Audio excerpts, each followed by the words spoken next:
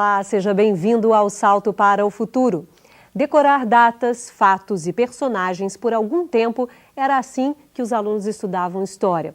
Uma forma de usar a memória, sem dúvida. No entanto, sabemos hoje que memória e história têm relações muito mais profundas que devem fazer parte do trabalho com essa área do conhecimento. Valorizar os saberes dos estudantes e da comunidade, por exemplo, pode ser um instrumento para a preservação da memória local.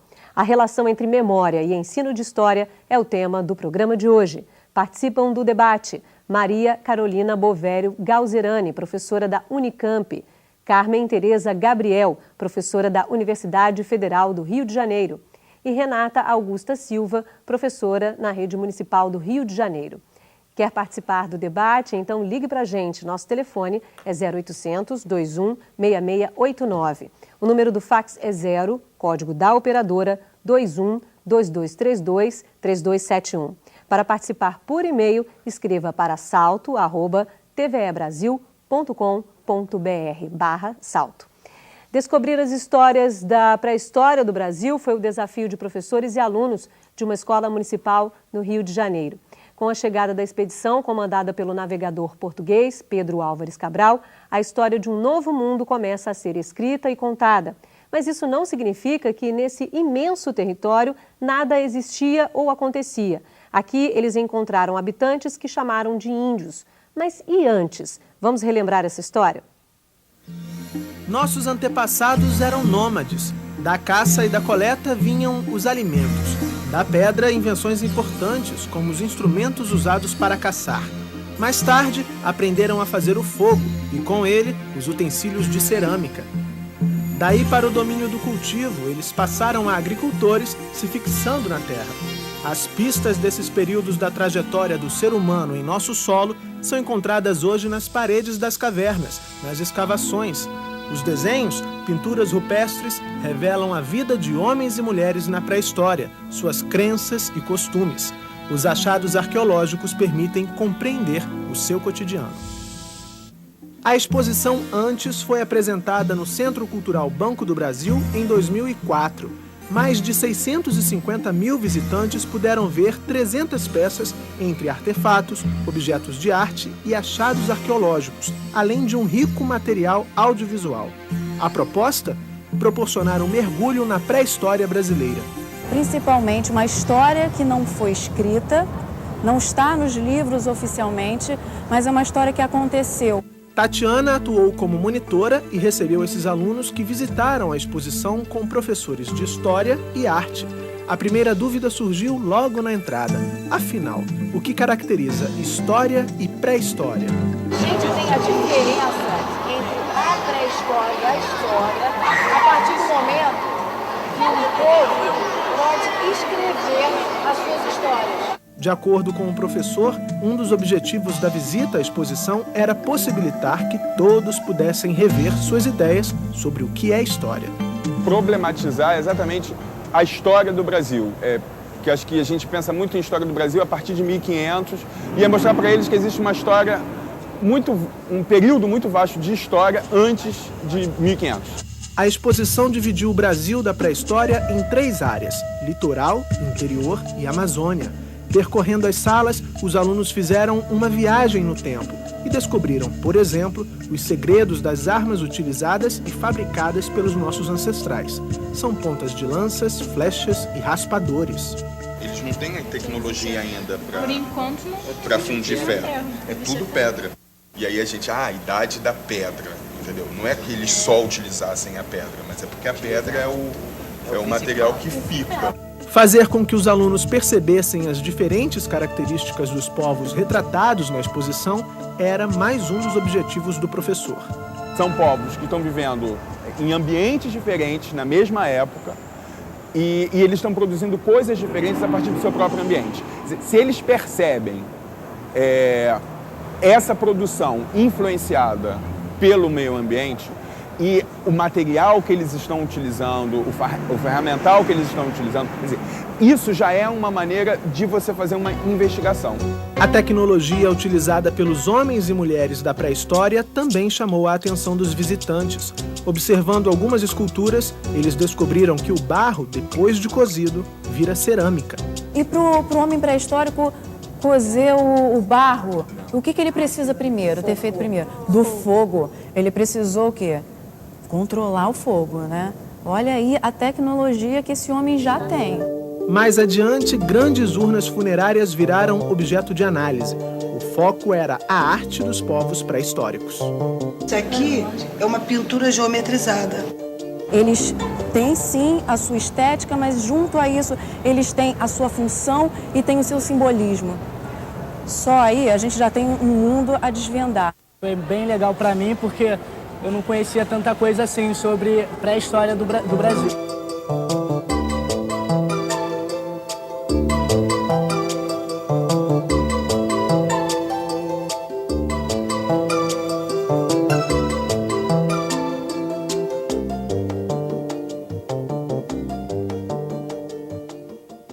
Bom, primeiro eu quero agradecer a todos vocês pela presença no programa de hoje.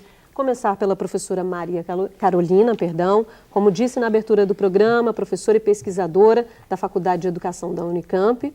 Atualmente a senhora coordena o grupo de pesquisa Memória, História e Educação e se dedica à pesquisa que cruza os campos da memória, história e educação para a formação de professores e também para a educação patrimonial. Seus trabalhos recentes são o Almanac, a Locomotiva da Cidade Moderna e também co-organizadora por uma nova cultura de formação docente, correto, né? Isso. A partir do vídeo que vimos, professora, como é que se dá, então, a produção do conhecimento por parte do aluno, através e a partir de alguns fragmentos da história que ele tem presente, que ele vê diante de uma exposição como essa que mostramos? Sim. Inicialmente, eu gostaria de parabenizar a iniciativa do professor ao escolher outros espaços de produção de conhecimento para além da própria escola. A escola abrindo possibilidades dos alunos, no contato com artefatos pré-históricos, né, de produzirem conhecimento. Inicialmente, essa preocupação também de alargar a visão de história para os tempos pré-históricos. E o papel do professor estimulando o aluno no contato com esses fragmentos da memória. Fragmentos esses que potencializam uma relação muito mais presente do aluno em relação ao conhecimento histórico. Um cuidado que eu chamaria atenção em relação aos professores é a possibilidade sempre de produção de relações entre os diferentes campos do saber. Relação, por exemplo, entre tecnologia e cultura, tecnologia e modo de vida, de forma a potencializar a compreensão daquele momento histórico. Ao mesmo tempo, estimular que o próprio aluno traga as suas memórias relativas, por exemplo, à tecnologia da produção do barro, né? Outras memórias relativas à sua vida presente. Nesse entrecruzamento de memórias e de histórias, sempre a partir do princípio da relação, o aluno produzir conhecimento. Tá certo. Vou passar para a professora Carmen Tereza Gabriel, como eu disse na abertura, professora e pesquisadora da Faculdade de Educação da Universidade Federal do Rio de Janeiro, desenvolve atualmente uma pesquisa na área de currículo e história, não é isso, professora? Que investiga a relação entre a universidade e os espaços populares. Escreveu em coautoria os livros A Identidade Nacional na Berlinda, uma forma possível de entrar no debate em torno da educação intercultural, e também o livro Tempo e História, que é um livro paradidático. A professora falou um pouco do alargamento da ideia de história nacional. Ali no vídeo o próprio professor diz isso, né? A história não começa em 1500. Então, como é que um trabalho como esse, principalmente uma exposição como essa, ajuda o professor, a escola, o professor de história principalmente, a desconstruir um pouco a história oficial brasileira, formada por heróis, né? E, enfim, como é que esse trabalho ajuda a desconstruir um pouco essa ideia de história a partir só de 1500? Bom, eu acho que, pegando um pouco esse gancho justamente da ampliação do campo da história, eu gostaria de chamar a atenção da importância de um trabalho como esse em relação à própria seleção dos conteúdos que o professor tem que, né, de alguma forma ele faz isso, é ele que seleciona também a partir, né, de vários outros elementos em torno dele, mas incorporando essa fatia, vamos dizer assim, ou esse fragmento, esses vestígios de um passado que não são muito trabalhados, né? Normalmente, vamos dizer assim, e na formação tanto dele como professor, como na sala de aula de história. Então, eu acho assim, uma exposição que permite essa ampliação, tanto do campo de experiências desse Brasil, né? Ela pode permitir também essa experiência de repensar a reescrita da história do Brasil, né, com outras narrativas que normalmente, né, como você colocou, oficialmente não aparecem. Então, eu acho essa potencialidade que está presente em explorar um conteúdo, né, pré-história do Brasil, que realmente não é muito trabalhado, é extremamente interessante e justamente possibilitado num espaço ou outro que não é escola. Essa potencialidade problematiza também essa divisão pré-história e história, eu acho isso extremamente importante, né? Inclusive é interessante que todo o trabalho do professor é discutir, é um trabalho de história, ele não utiliza quase o termo ser pré-história, essa divisão é feita, né? E é feita através de uma concepção de história, né? Que tem uma espécie de fetiche do documento escrito, no momento que a gente considera que para fazer história, né, estudar história, não é preciso necessariamente ou apenas, né, os documentos escritos, a gente amplia também e percebe que esses povos sem escrita tinham história. Há limites, é claro, eu acho que para o professor vendo isso, talvez a questão da sua própria formação inicial como professor de história, né, eu acho que isso é um tema também que precisa ser trabalhado, né, como introduzir isso na sua própria formação, né, de historiador e professor de história, que ainda acho que é um desafio grande que a gente tem que enfrentar.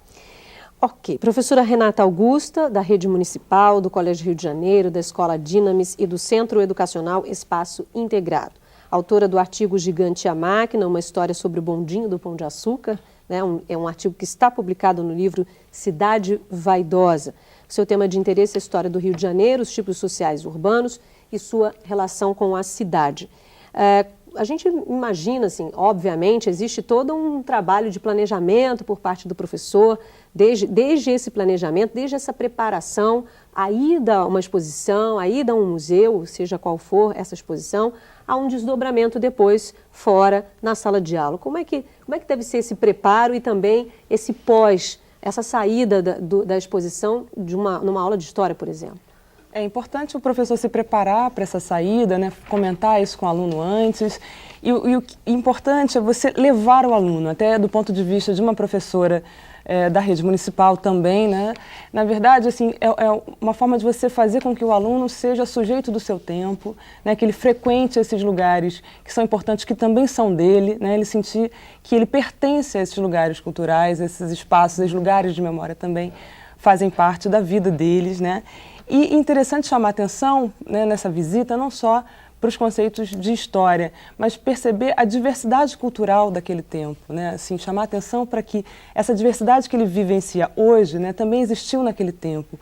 E como isso produziu uma cultura, né, a diversidade dando sentido à própria história, né, e ajudando o aluno a perceber que ele faz parte dessa história, né, constituindo ele como sujeito do seu próprio tempo. Como naquele tempo existiram aqueles sujeitos que produziram aquela cultura material, ele hoje também é um sujeito do seu tempo que também está fazendo a história do seu tempo, né? Então, acho que o professor de história seria esse elo aí de ligação, né? E recolocar esse aluno no seu próprio tempo, né? A partir desse tempo passado, recolocar ele nesse tempo e recolocar ele dentro da própria história do Brasil, né? A constituição aí de uma identidade nacional. Seria importante também que esse professor conduzisse os alunos a perceber isso, né? A construção dessa identidade. Você fala também de um receio que tem que ser não hierarquizar essas histórias. Hoje a história de antes não é tão importante, a história que a gente constrói agora é mais importante do que aquela. E que não é um processo evolutivo, né? Na verdade, cada um tem o seu lugar. Eles não eram evoluídos, portanto, tinham essa forma de comportamento, ou construção de algo. É, né? Desconstruir essa noção, né? É importante. Tá certo. Maria José do Maranhão vai participar, a primeira de hoje. Olá, Maria José. Olá, boa noite. Sou Maria José Barreto, teleposto de Bacabal, Maranhão. O texto afirma que a história deixou de ser algo monopolizado, ou seja, de um grupo específico. Como resgatar a memória relacionando história e ética no processo educativo? Boa noite e obrigada. Obrigada, Maria José, pela sua participação hoje. Professora Maria Carolina. Inicialmente, eu gostaria de destacar a aproximação entre memória e história, exatamente dentro dessa sua preocupação, professora Maria José, no processo educativo. Eu acho que quando a gente trabalha com o conceito de história, que não é atrelado apenas ao grupo dominante, ou um conceito de história que reproduza os movimentos dominantes, nós podemos trazer à tona um conceito de memória, que é justamente essa memória no plural, memórias no plural, concepções relativas ao tempo no plural, capazes de fortalecer os sujeitos, alunos, professores, produtores de conhecimento. Portanto, dentro de uma outra concepção de ética social, né? Dentro de uma outra visão de relação e de produção de conhecimento. Professora Carmen fala um pouco, ou bastante disso no texto que consta do boletim de hoje, né? Há uma relação, ou existe essa relação, e se há um passado sem memória, é possível pensar em passado sem construção de memória? Não, eu acredito que, como colocou bem a colega, eu acho que história e memória são dois pares inseparáveis. Não são sinônimos, né? Mas são formas de visitar o passado, eu diria dessa maneira. Passado sem memória, quer dizer, eu acho que não existe um presente sem memória e sem projeto de futuro, né? Eu acho que a memória é como sendo um campo de experiência que a gente, a partir do presente, vai buscar, né, de uma forma ativa, a partir de projetos de sociedade que a gente acredita, pelo qual a gente luta. Então, eu acho que história e memória são pares inseparáveis e diferentes. Eu acho que a escola é como uma fonte, a memória pode servir como uma fonte, né, de construção desse conhecimento histórico também. E eu acho que isso que é importante hoje, na pergunta, né, da professora, vem essa importância da gente não ficar se confundindo nesses dois termos, que durante muito tempo a memória, a história passou a ser como sinônimo de uma memória nacional. Hoje a gente sabe que a gente pode construir outras histórias do Brasil pautadas, né, a partir de outras memórias que foram esquecidas na história oficial. Tá certo. A participação agora é da Maria do Socorro, de Goiás. Olá, Maria do Socorro. Boa noite. Sou professor Maria do Socorro, teleposto Coro Coralina do NTE da cidade de Goiás, do estado de Goiás. Esta frase me chamou a atenção.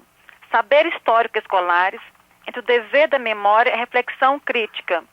Diante disso, como professor poderá integrar o conteúdo de história aos saberes do aluno, valorizando sua cultura, para que o mesmo possa obter êxito no ensino-aprendizado? Boa noite, obrigada.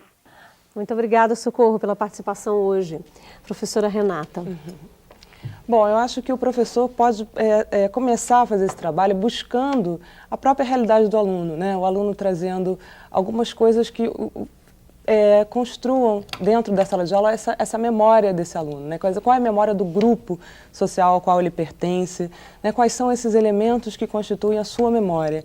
E na medida em que o aluno vai trazendo esse material, o professor pode trabalhar isso em sala de aula e ir entrelaçando essas memórias, né, desses grupos com a memória nacional. Aí sim, de repente, pensar nessa questão mesmo do Brasil e aí lá já com uma questão que é a própria narrativa, que daria sentido a essas memórias, que é a própria história, né? Ele fazer o entrelaçamento dessas memórias individuais, desses grupos, com a memória mais oficial, assim, seria da história nacional, né? Como é que a gente entrelaça isso e, no fundo, você vai, ao mesmo tempo, reler essas memórias individuais e reler a própria história do Brasil a partir dessas memórias, né? Ok. No próximo bloco, alunos sentem o gosto de ser arqueólogos por um dia durante a visita a uma exposição. Até já.